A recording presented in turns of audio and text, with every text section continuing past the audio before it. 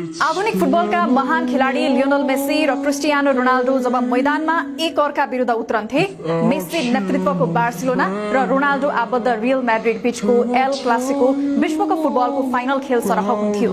विश्वभरबाट यो खेलको त्यति नै प्रतीक्षा गरिन्थ्यो जति विश्वकपको हुन्थ्यो। त्यसबेला युरोपियन लीग अझ विशेष गरी ला लिगाको रौनकता छुट्टै थियो। चर्चा विश्लेषण हुन्थे। तर सन् 2018 मा रोनाल्डो रियल छोडेर इटालियन क्लब युभेन्टसमा अनुबन्ध भएपछि एल क्लासिकोको रौनकता घट्न थाल्यो। त्यसको 3 वर्षपछि अर्जेन्टिनी स्ट्राइकर मेस्सीले पनि French club Paris Saint Germain PSG जान बार्सिलोना छोडे। यसपछि त झन् फुटबल समर्थकले ला लिगाको स्तर खस्किएको अनुभूति गर्न थाले।